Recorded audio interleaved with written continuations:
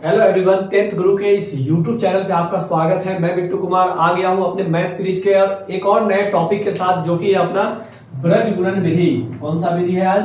ब्रज गुणन विधि।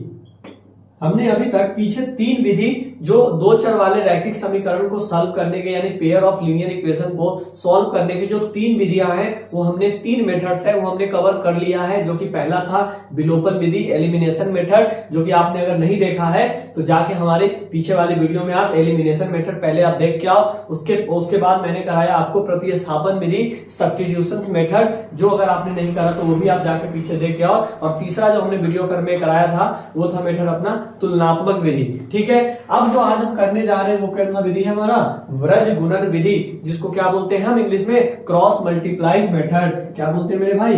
Cross multiply method. अब ये मेथड होता क्या है? तो बेसिकली ये मेथड में आपको एक फॉर्मूला याद रखना है। क्या याद रखना है मेरे भाई? फॉर्मूला। तो पहले हम आपको फॉर्मूला याद करवाते हैं। रटना बिल्कुल नहीं है, हमने आपको बोला था कि हम आपको कुछ भी रटने नहीं देंगे। तो ब्रज गुणन विधि से क्वेश्चन कैसे बनाते हैं? तो देखिए, सबसे पहले हम सूत्र यानी एक फॉर्मूला याद रखेंगे। क्या याद रखेंगे मेरे भाई? फॉर्मूला। देखो फॉर्मूला हम कैसे याद रखते हैं, जरा ध्यान से देखना। एक फॉर्मूला लिख रहा हूं, एक्स, उसके नीचे लिख देना आप BC माइनस BC लिख दोगे, इक्वल देना, उसके बाद लिखना y और CA माइनस CA, उसके बाद लिखना 1 AB माइनस AB। इतना तक आप लिख दोगे। अब आप एक याद रखना, 12 21। क्या याद रखोगे? नंबर याद रखना, 12 21। यहाँ पे 12 मतलब 1 2 और 2 1, समझ गए? 1 2 2 1 यानी 12 21। देखो मैं 12 21 कॉन्सेप्ट याद रखना आप, ये 12 और 21। फॉर्मूला ये हमने लिख दिया। कौन सा फॉर्मूला है ये? ब्रज गुणनखंड विधि से बनाने का ये फॉर्मूला है दो चर वाले रैखिक समीकरण को। तो आइए इस फॉर्मूला पे हम क्वेश्चन आपको एक सॉल्व करके दिखाते हैं। तो सबसे पहले आपको जैसा पता है कि कोई भी मेथड का क्वेश्चन आता है तो हमें वो पेयर ऑफ लीनियर इक्वेशन देता है। जैसा कि दो इक्वेशन हमें वो गिवन करके देगा। तो एग्जाम्पल के लिए मान लीजिए हमारे पास वही सेम क्वेश्चन ले लेते हैं, x minus 2y equal to 8। दूसरा question x minus y equal to 8। ठीक, अब इसमें सबसे पहला ये इक्वेशन दिया है, दूसरा इक्वेशन ये दिया है। पहले वाले इक्वेशन में आप क्या करो, दिख रहा है आपको a1 b1 c1 की वैल्यू चाहिए। इसका मतलब क्या करना पड़ेगा आपको? a1 b1 c1 की वैल्यू निकालनी पड़ेगी। मतलब कि अगर इसके बाजू में कुछ नहीं तो 1, इसके बाजू में भी कुछ नहीं तो 1, इसके बाजू में भी कुछ नहीं तो 1। अब देखो एक बात बताओ, ये पहला समीकरण है तो इसमें जो वैल्यू निकलेगा वो a1 की वैल्यू होगी कितनी? 1। अब आप बताओ b1 की वैल्यू कितनी होगी? तो b1 की वैल्यू -2। और c1 की वैल्यू कितनी होगी?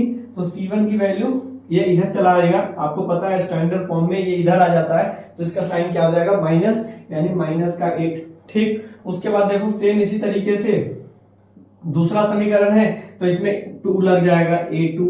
तो a2 की वैल्यू क्या है? 1। फिर b2 की वैल्यू क्या है? तो b2 की वैल्यू क्या है? -1। और c2 की वैल्यू आपको पता है स्टैंडर्ड फॉर्म ऐसा होता है, ax plus by plus c equal to 0। इस साइड 0 होता है, यानी इस साइड अगर कुछ भी है तो पहले उसको इस साइड लेके आना पड़ेगा। तो मान लीजिए इसको इस साइड लाएंगे तो ये प्लस में, इस साइड आएगा तो माइनस में, यानी c की वैल्यू कितनी हो जाएगी? तो c की वैल्यू यहां से हो जाएगी -8। यहां तक आपको क्लियर है? आपको a1 b1 c1 की वैल्यू निकालने तो पीछे भी आता था, और यहां भी हमने आपको एक बार निकाल के दिखा दिया कि कैसे। इसके बदले में कुछ नहीं तो 1, तो a1 की वैल्यू 1, b1 की वैल्यू -2, माइनस साइन भी लगा के चलना है, और c1 की वैल्यू -8। क्यों? क्योंकि ये प्लस में इस साइड आएगा तो माइनस में हो जाएगा, क्योंकि इस साइड कुछ नहीं होता है। अब यहां से देखो ये दूसरा समीकरण है, तो दूसरे समीकरण में ये जो दिख रहा है आपको, x की बाजू में वो a2 हो जाएगा, y के बाजू में जो b2 हो जाएगा, और c जो हो जाएगा हमारा ये लास्ट वाला टर्म होता है जो कि c।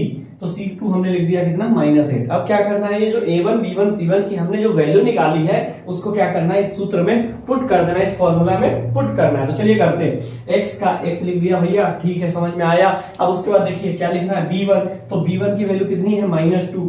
लिख दीजिए -2। एकदम आराम से काम करना है, क्योंकि ये क्वेश्चन आपको बहुत ज्यादा गलतियां करवाती है कैलकुलेशन में। b1, तो हमने b1 की वैल्यू लिख दिया -2।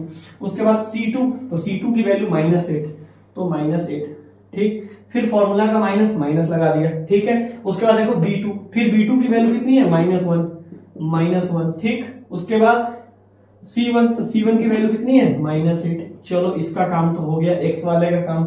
अब देखो बराबर है, बराबर लिख दिया, y का काम करो। y के नीचे क्या है c1, तो c1 की वैल्यू क्या है -8, तो -8। और उसके बाद क्या है a2 की वैल्यू क्या है a2 ये रहा a2 की वैल्यू 1। फिर माइनस है फॉर्मूला का माइनस, c2 की वैल्यू -8।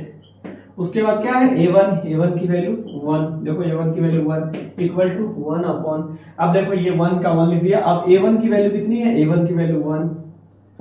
अब उसके बाद b1 a1 और b2, तो b2 कहां चला गया, ये -1। फिर फॉर्मूला का माइनस a2 की वैल्यू -1, a2 की वैल्यू 1 है 1, तो a2 की वैल्यू 1 रख दिया।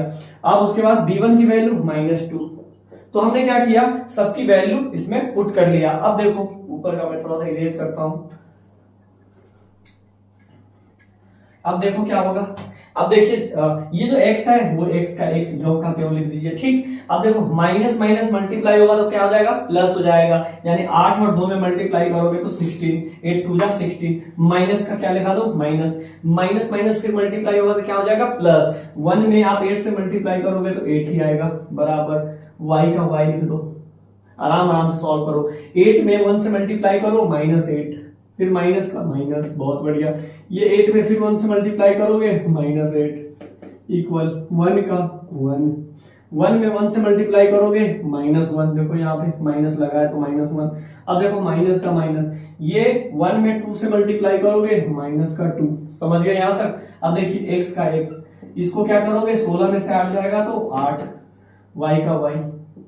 अब देखो -8 का 8, ये -8 और ये +8, क्या हो जाएगा, माइनस माइनस प्लस हो जाएगा, 8 इक्वल टू 1 अपॉन, ये हो जाएगा देखो माइनस का -1 और माइनस माइनस क्या हो जाएगा, +2। समझ में आया। अब देखो x बटा में 8 हो जाएगा बराबर y बटा में प्लस माइनस क्या होता है, माइनस हो जाएगा। तो 8 में से 8 गया तो 0, बराबर क्या हो जाएगा, प्लस माइनस माइनस हो जाता है 1/1।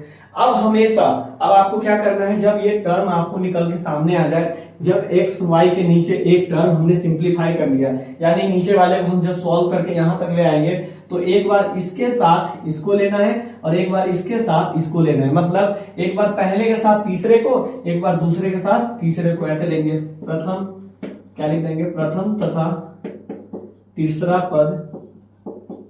पद लेने पर इंग्लिश में क्या लिख दोगे, taking first and third term,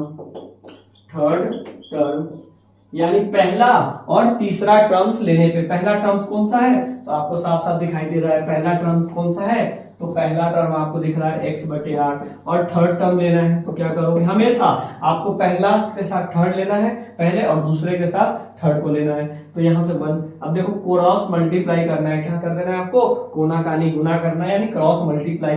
तो x में 1 से गुना करोगे तो x, और 8 में 1 से गुना करोगे तो 8, x बराबर 8। आया समझ में। अब उसके बाद क्या करोगे, दूसरे के साथ तीसरा लोगे, तो यहाँ पे सेम इसी तरीके से लिख देना, दूसरा तथा तीसरा पद लेने पर इंग्लिश में लिख देना, taking second and third term. तो बताओ मेरे भाई, second term y/0 equal to 1/1, y में 1 से मल्टीप्लाई करोगे तो क्या आ जाएगा y, और 0 में 1 से मल्टीप्लाई करोगे तो 0, y की वैल्यू 0 और x की वैल्यू 1 आ गया। बस इस क्वेश्चन में आपको कुछ नहीं करना है, 2 इक्वेशन दिया रहेगा, a1 b1 c1 की वैल्यू निकालनी है और ब्रज गुणनखंड के फॉर्मूला में पुट करना है। और फॉर्मूला बहुत सिंपल है, कैसे, x उसके नीचे आप लिख देना उसके नीचे आप उसका फॉर्मूला जो मैंने आपको लिखवाया है वो फॉर्मूला आप लिखकर उसके अंदर वो अपना 2-1-1-2 रूल याद रखना, यानी 12-21 क्या याद रखोगे, 12-21 रूल आप याद रखना। और ये 12-21 रूल लगाते चले जाना, और लास्ट में जब आप ये सॉल्व करके ले आओगे तो यहां से इसकी वैल्यू आप क्या करना, पुट करके पहला और तीसरा लेना, हमेशा पहला टर्म और तीसरा टर्म लेके सॉल्व करना, उसके बाद दूसरा और तीसरा लेके सॉल्व करोगे तो आपको x और y की वैल्यू निकल के सामने आ जाएगी। बस आपको वो फॉर्मूला याद कर लेना है। याद करने का भी मैंने आपको ट्रिक बता दिया, ठीक है। तो अब अपना जो ये दो चर वाले रैखिक समीकरण चैप्टर है, जिसके हमने पूरे मेथड्स को बता दिया कि कौन कौन से मेथड्स होते हैं जिससे आप सॉल्व कर सकते हो। हालांकि ये पेपर में नहीं आते हैं, लेकिन कभी कभी इसके कॉन्सेप्ट पेपर में पूछ लिए जाते हैं जब पेपर को टफ बनाना पड़ता है। तो आप इसको भी अच्छे तरीके से प्रैक्टिस कर लेना। एक जो हमारा टॉपिक जो था दो चर वाले रैखिक समीकरण का, वो छूट गया था बीच में, उसको भी मैं नेक्स्ट वीडियो में कवर करा दूंगा। बाकी ये अपने दो चर वाले रैखिक समीकरण यानी पेयर ऑफ लीनियर इक्वेशन को सॉल्व करने के जो मेथड थे 4, वो मैंने एक एक वीडियो करके आपको सारा कंप्लीट करवा दिया है। मिलते हैं नेक्स्ट वीडियो में, तब तक के लिए बाय।